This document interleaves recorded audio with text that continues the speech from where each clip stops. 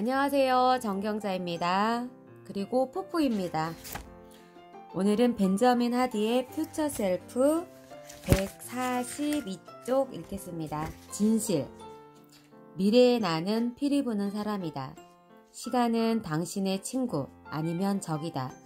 시간은 당신을 성장시키거나 아니면 당신의 결점을 폭로한다. 제프 올슨. 피리 부는 사람은 항상 대가를 치르게 만든다. 응보의 대가라는 표현은 자신의 방종한 행위의 결과로 고통을 받는다는 의미이다. 이 말의 가장 유력한 기원은 중세시대 하멜린의 피리 부는 사나이라는 전설이 있다. 하멜린에는 쥐떼가 들끓어 전염병이 퍼졌다.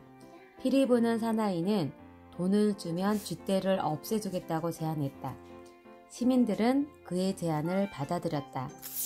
사나이는 피리를 불어 쥐떼를 도시에서 몰아냈지만 시민들은 돈을 주지 않았다. 사나이는 그들에게 벌을 주려고 피리를 불어 시민들의 어린 자녀들을 유인했다. 그리고 아이들을 언덕에 영원히 가두었다. 이 우화의 요점은 무엇일까? 자신이 하는 모든 행동은 좋게든 나쁘게든 결과가 생긴다는 것이다.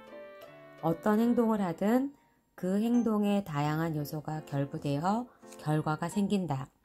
미래의 나는 현재의 결정이 쌓여 생긴 결과이다. 피리 부는 사람은 미래의 나다. 그리고 피리 부는 사람은 반드시 대가를 치르게 한다. 미래의 나에게서 벗어날 수 있는 사람은 없다. 따라서 대가를 치르는 일을 피할 수 있는 사람도 없다. 우리에게 있는 유일한 선택지는 대가를 언제 얼마나 치르느냐다. 작가 짐노는 훈련의 무게는 얼마 안 되지만 후회의 무게는 수톤이 이른다고 말했다. 훈련의 비용이 몇 달러라면 후회의 비용은 수백만 달러다. 이 원칙을 통해 미래의 나에게 훈련의 비용을 지불할 것인지 후회의 비용을 지불할 것인지 생각해 볼 수 있다. 날마다 미래의 나에게 훈련의 비용을 지불하면 조금씩이라도 일관된 투자를 함으로써 엄청난 혜택을 얻는다. 그러니까 미래의 나에게 투자할 때마다 단지 훈련의 비용만 지불할 게 아니라 투자를 한 것이다. 그렇게 투자함으로써 미래의 나는 지속적으로 더욱 탁월하고 훌륭해진다. 알겠나 성환아?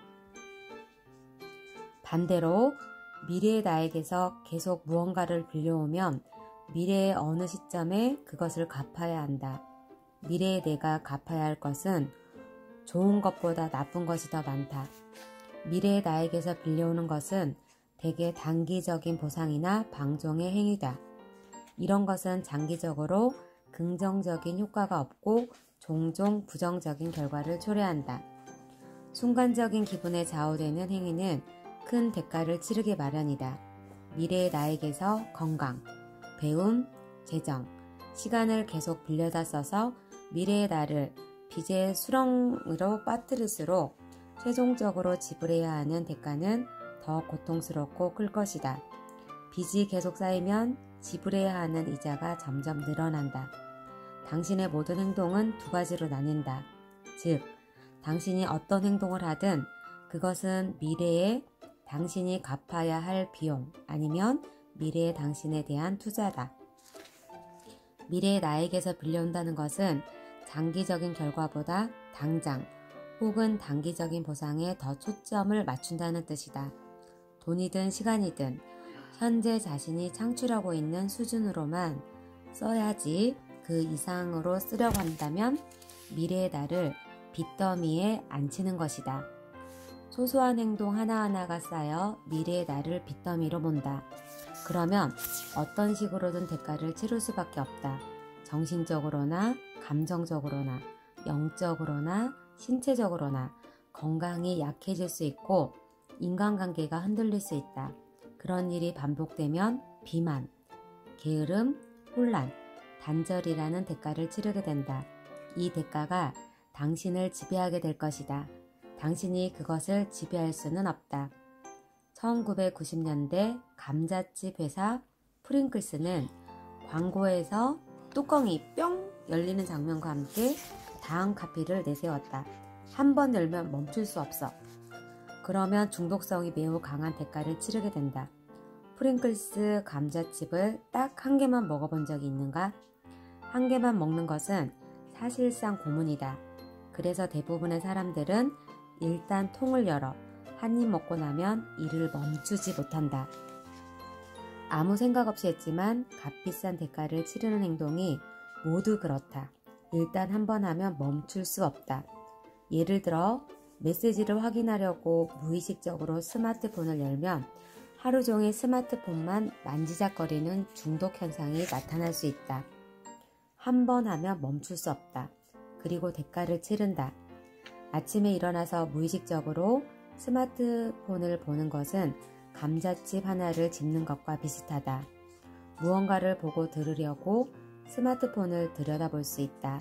하지만 그 행동으로는 충분한 정보를 얻을 수 없다.